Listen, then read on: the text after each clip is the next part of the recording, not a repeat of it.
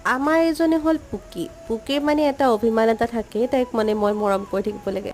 পিছে মায়ে আজি সন্ধিয়া তিলৰ লাড়ু বনালে, ভাবিলোঁ আপোনালোককো দেখুৱাম।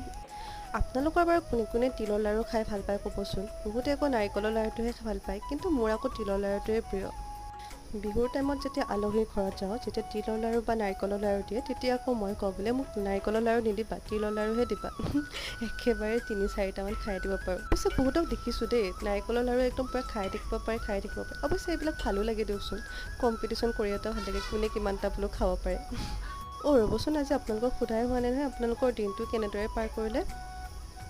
যিহেতু এতিয়া শাওণৰ মাহো চলি আছে, ক'ৰবাত মন্দিৰলৈ গ'ল নে নাই জনাবচোন দেই। মোৰ অৱশ্যে যোৱাই হোৱা নাই, যাম বুলি ভাবি আছোঁ, চাওঁচোন কেতিয়া যাব পাৰোঁ। এইফালে আপোনালোকৰ লগত কথা পাতি থাকোঁতে তিলৰ লাড়ু ৰেডি হৈ গ'ল। অৱশ্যে মই বনোৱা নাই দেই, মায়েহে বনাইছে। আকৌ এটা নতুন ভিডিঅ'ত লগ পাম, আজিলৈ বাই।